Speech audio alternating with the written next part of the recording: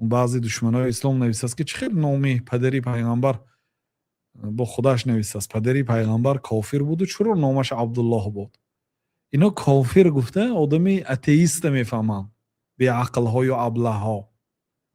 کافر آدمی نیست که الله تعالی انکار کند.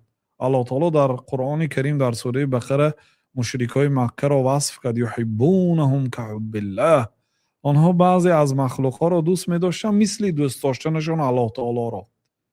مشرکای عرب از کافرهای حاضره بسیار مرتبه هاشان بلند بود. الله تعالی را دوست می داشتن. حتی پیامبر صلی الله علیه و سلم یکی از آنها را پرسیدن که چند خدا را عبادت میکنی؟ گفت 7 تا. 6 تا در زمین، 1 تا در آسمان.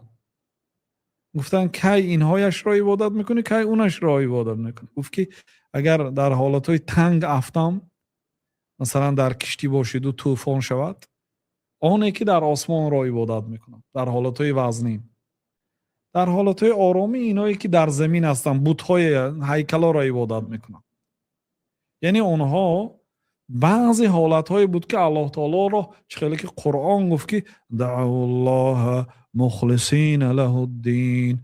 اگر آنها در کشتی باشند و طوفان شوند کشتی چاهی پیشینه چخیل بود اون کشتی 1000 کلان سازیدم الله خواهد اگر میانی کشتی میشکند به واسطه شمال و به واسطه آب 1000 کشتی به قوت سازید میانش میشکند الله تعالی غرق میکند. الله تعالی عظیم هست. این قدری اقیانوس ببینید چقدر کلان است. وقتی که آنها به کشتی می نشستند و طوفان میشد دعوا الله مخلصین له الدین خالص الله تعالی را عبادت میکنند. اما آدمایی که ضد پیغمبر دشمنی کردند پیغمبر صلی الله علیه و سلم میخواستند به قتل رسانند اونو الله تعالی یگانه پرستش میکردند در حالتهای تنگی فقط. در حالتهای سیری پوری بتاشون عبادت میکردند.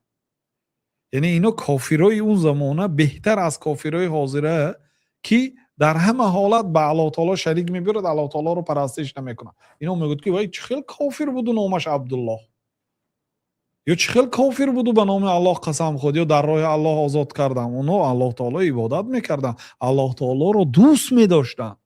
مشکلی آنها همین بود که با الله تعالی اون کسی دیگه هم شریک می آوردن.